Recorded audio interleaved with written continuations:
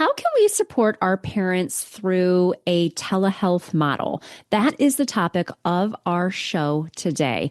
I had a conversation with Lily and Sarah from Inner Circle Autism, and they put together a very dynamic talk for the CASP conference last year about telehealth behavioral parent training, a model of support. And what's amazing about this is that Sarah shares, I believe it was Sarah, that she was in a conference and she heard somebody talk. And from that, she had an idea about how they could support their parents. And they put together this parent training model, which I think is fascinating. As a speaker, I do a lot of talks, and I love to hear when people are taking a bit of information and applying it to their own clinic, to their own caseload. You're going to want to tune into this episode because we talk step by step. What are they using for their parent training model? What are the actual logistics and business side of, will this be profitable for your practice? How do you let people know, hey, this is a service that we provide and it can be helpful? Lily serves as the research and family support supervisor at Inner Circle Autism Network, and she shares her experience with providing this model. Sarah serves as the chief clinical officer at Inner Circle Autism Network, and she shares all the facets of, if you want to offer this as a provider, as a clinical organization, what would that look like? I'm so excited for you to hear this conversation with myself, Sarah, and Lily today. I'm Rose Griffin, a speech therapist, board-certified behavior analyst, and founder of ABA Speech. It wasn't all that long ago that I felt overwhelmed by providing therapy for my autistic students and any students who were not yet speaking. Fast forward through many doubts, tears, research, and courses, and you will see the framework that I use today and share with over 60,000 readers weekly. One that will help you support your students and feel more confident in the process. I created the ABA Speech podcast to give you simple, step-by-step strategies to help you reach all of your students wherever they are on their communication journeys. If you're a speech therapist, BCBA, RBT student, or parent who's looking to help all students develop a way to communicate with the world, you are in the right place, friend. Let's get started. Welcome to the show. We have two very special guests today, Lily Darnell and Sarah Varillas. Thank you so much for coming on to the show. I'm thrilled to have you here. Thank you. We're absolutely thrilled to present today. So you formalized a telehealth behavioral parent training model, which sounds so interesting to me. And we have not really talked about that on the podcast. So that is what we are getting into today. I guess what prompted you to create this program, to develop it? Yeah, so I was at a conference in 2022 and heard Dr. Ryan Martin presenting just preliminary findings of a telehealth program that him and colleagues were working on. And while I'm sitting there, it's important to me that anytime I go to a conference, I have something to take away. It's going to improve my practice or improve the quality of services for those that I serve. And that was just an absolutely phenomenal talk. And the way that they laid out the program, which we'll talk about today, just seems so applicable, not just to the beneficiaries that they were serving, but those in where we serve today in our clinic-based setting. So the clinic-based treatment,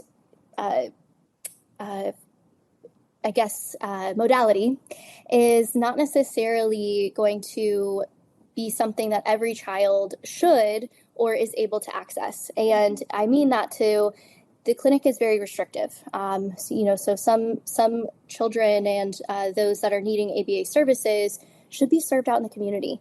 And maybe it's the case that it would be effective for just parents to receive the services, or maybe they can't access it altogether. And so this seems like a really great way to give access to care across all of the caregivers that are calling us every single day to receive ABA.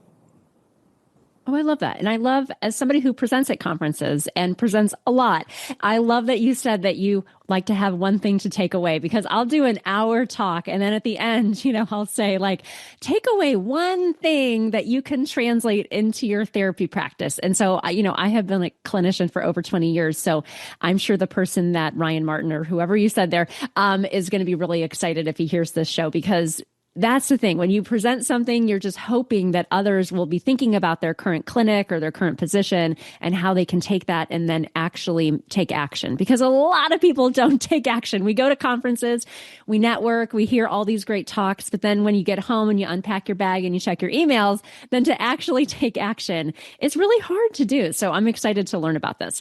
Can you tell us who would be a good candidate for this type of model? You talked about it a little bit, but so I'm a speech therapist and BCBA. What I think is cool about ABA services is that you are required to do parent training, it seems. Now, for speech therapists, that's not the case. And we would love to have more access to parents and to be able to talk to parents. When you're at a clinic, it's like you can get a really good conversation in those last couple minutes of therapy. In a school-based position, it's a lot harder. You may only see a parent during an IEP meeting or leading up to it. So I love that about ABA, but it's like we get to offer this parent training, but oftentimes we don't really know the best way to utilize that time. So that's really cool that we can do it. But can you tell us who would be a good candidate for this type of model? Sure, absolutely. So really, we aim to target a few different populations.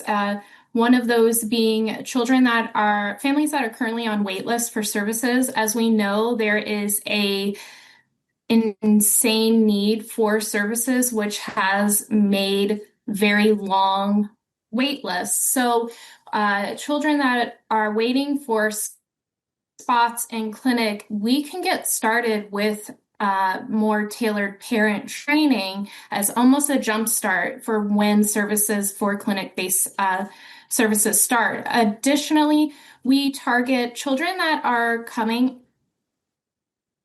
families that are coming out of in-clinic services to lesser restrictive. They've met their goals, but we're looking for therapeutic maintenance of those goals in these other settings. And then the third one nearest to my heart is individuals and families living in underserved areas. So we know that rural families really do not have a lot of access to ABA providers or healthcare in general. So we want to provide a lifeline to ABA through this parent training model. So really working with those underserved populations has been very motivating and very rewarding because they feel seen and they feel like they have some support. So those are those main groups that we're really trying to target with the parent training program. Well, I love that because I live here in Ohio, which there's a lot of rural areas. And I also am licensed in Washington State. So we do a cool program up in Washington State where the kids get 12 weeks of ABA and 12 weeks of speech therapy. It's really hard for clinic owners to find somebody in person for that 12 weeks because the census kind of ebbs and flows as how many kids that they have that need it.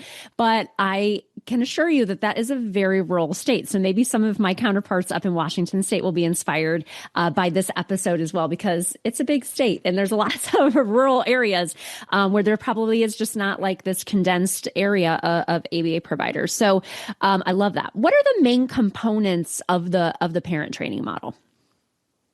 Really, we utilize the RUBI Parent Training curriculum for disruptive behavior. So that is also based on the research and work that Dr. Ryan Martin, as Sarah mentioned, has completed. So we utilize the RUBI Parent Training curriculum in session-based formats with parents that are individualized to their child, and really they work in a cumulative fashion. So each session we talk about the topic at hand and how it relates directly with their child and strategies and behavioral tools that they could be utilizing immediately. So really it's modeled directly off of RUBI, which has been wonderful.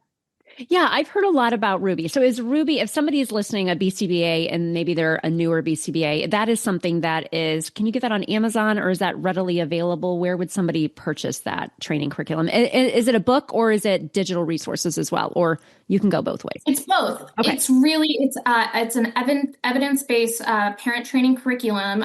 Really great research is coming out with it, and the formal training is offered through the RUBI website, and included in that is links to workbooks, worksheets, as well as videos that they have made, which aid when I'm presenting that to the parent. And then I've put it together in kind of a PowerPoint format because I am a PowerPoint nerd. Yeah, And same. and then that way we can follow along, reference the worksheets, reference the videos, and it all is this really, really well done package by RUBI. So I can't recommend that enough, but if they go online, clinicians will be able to access the book as well as the formal training if they're interested. Okay, so that's great. So then your talk at CASP was really about taking this RUBI curriculum and bringing it to life through more of a telehealth platform. And are these for are you guys in North Carolina? Is that where you're located? Yes. Okay, yes, really in North Carolina. Okay. So were you seeing a need based on like your current clients and people statewide that this was a need to have this delivered through telehealth? Were there barriers to getting into the clinic? Is that where the need started? Absolutely. So kind of pushing through Dr. Ryan Martin's study, they were serving kids in Michigan, which is also another rural state and rural community, including, it's also difficult for providers by county. They have to credential and get a contract essentially to provide services. So large wait lists. We extended that because at Inner Circle, we actually serve Arkansas, Oklahoma, Nebraska, and now newly North Carolina. The area of North Carolina that we're serving is actually Fuquay-Varina, which is a little bit away from Raleigh, where a lot of our families were driving over 45 minutes to an hour to get services in Raleigh Central. And so our hope is to continue to expand the service model outside of just that central area, because North Carolina is also another state in which you wouldn't think, but does have a lot of rural areas and communities. And so each of these states, our goal is to have this provided not just for the families on the wait list, not just for those that are transitioning out of clinic-based services, but for those in which it's not necessary. The parents, might just need a little bit of resources and techniques shared with them, but also those families who don't have access to care. Okay. Yeah. Because I think as a parent, it would be nice to be able to log on and to be able to get support. I don't have an autistic child, but I do have 3 kids and work. And I think parents just have a lot on their plate. And so I don't know if COVID changed things. I was just had another podcast. We were talking about staffing and COVID and there are a lot of issues there, but trying to get to places, and do things now the access with the computer. I feel like COVID was terrible, but it did make people realize wow, Zoom is really powerful and I can get a lot of great information actually from my house, which logistically might just be easier for people that are navigating family schedules and family routines. So I think that is empowering for people to hear. And I think sometimes just hearing somebody else who's doing it makes people think oh yeah, that would be a need for us. And this could be a really nice way to support, our state or, our already existing parents. So how can a clinician get started with putting this together for the parents that they service? Let's say that somebody listens to our podcast, feels really inspired, maybe looks up Dr. Ryan Martin, looks up that talk, looks up RUBI, and wants to put it together. What would be some starting stepping stones in doing this in their own clinics? Sure. So if anybody is interested, that CASP talk does go into even more logistics and how to get this started, not just if you're at an agency already and kind of pitching to them the utility of this type of model, but if they wanted to do something on their own, which I think the need is vast in clinicians truly doing this, whether, again, it's with a company or on their own. So the first thing to start is just understanding licensure in the state that they're in, all the basics of just practicing in general. And then also understanding credentialing and the payers that are in that region and knowing, do they even allow 97156, which is the parent training code, to be done via telehealth? And that's just the basics of, is this model going to work? from a business perspective.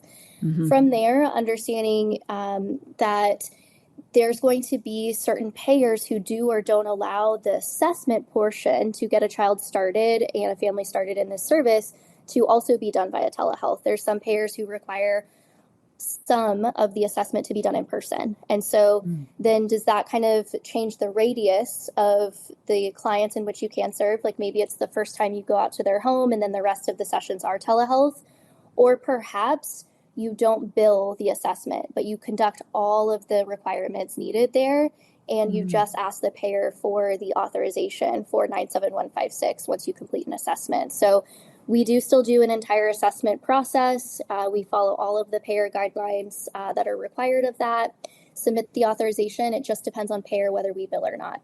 And for some that are going to do this on their own outside of an agency, that's a big deal to understand is what you're going to be reimbursed for or not, and making that part of the business model.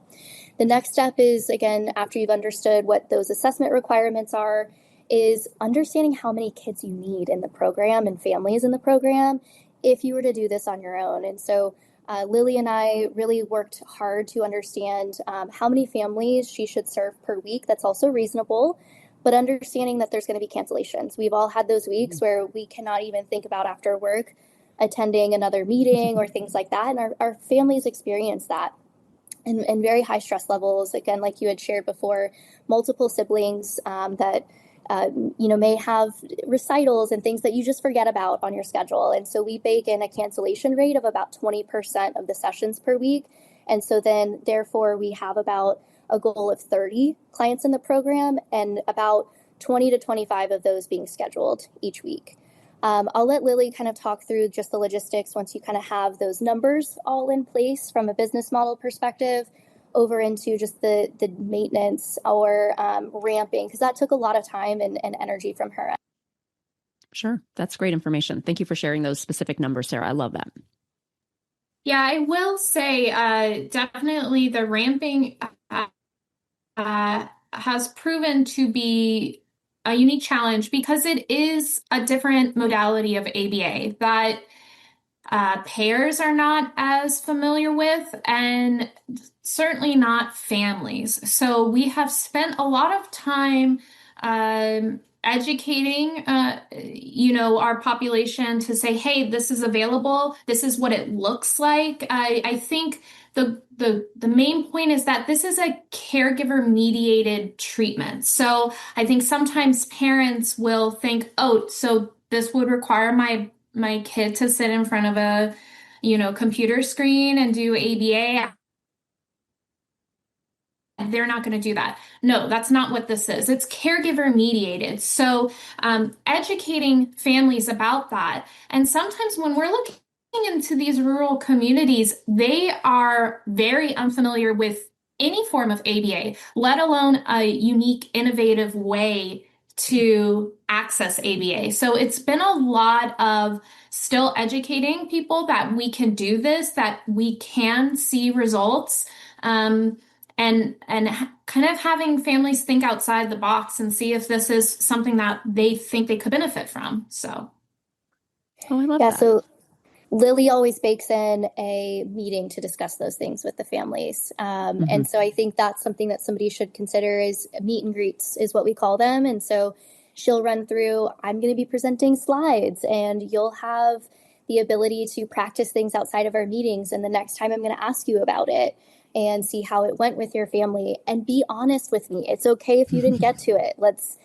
just center on there's going to be great weeks and there's not going to be, not so great weeks. Maybe a full moon is out. And so we're okay with that happening. And we're going to continue through this curriculum. And I think that's the part where she develops that relationship with them from the beginning to where they can show up as themselves each meeting, but then also decide if it's going to be for them. And there have been families who have told Lily, I love this, but not now. And that's okay. And that's healthy. So somebody wanting to start this should plan for, maybe they need a 6-month ramp, just work out the kinks with the payers, work out the kinks of how are you going to be attracting or understanding how to get your services out there for families to call you. But that took us about 6 months to really get a good, healthy pipeline going, and then about a year to get a much healthier one to a point. And so anybody who, again, is wanting to think through, what do I want to do 5 years from now? Now's the time to start something like this, because I truly think that when we think of the longevity of the field, this is going to be so healthy for us. Is after the clinic, how do we allow parents to realize that there are so many wins and so many opportunities where their child is excelling in the community, and it's okay if there's times where things don't go as planned. But here's some techniques on how to manage that, where you don't necessarily need a clinic again, or you don't need in-home services. You have the techniques to work through those moments.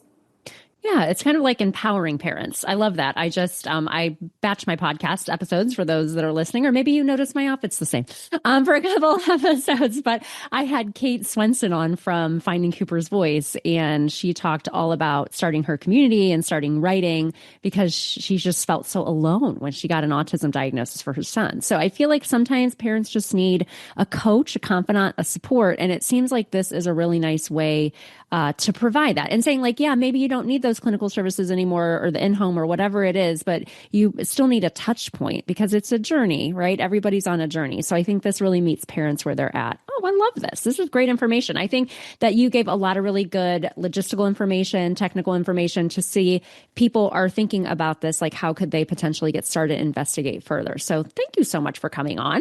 Where can people find out more about you and your work? Is there a website for... It's Inner Circle Autism, correct? Wonderful. Yes, innercircleautism.com. They can also reach out to us on the phone number, which we can provide, and our intake team would absolutely discuss and has all of the information about the program if someone is interested. They can also check us on our Cast Talk if they are a provider out there who wants to do something similar for themselves. And we're also open to those questions. Like you had said, anytime you're doing a conference talk or a podcast, you want people to have questions and reach out because you came on and you wanted to talk about something you're so passionate about. Wonderful. Well, thank you so much for coming on the show. It was great to connect. Thank you so much. Thank you. Thanks. Bye.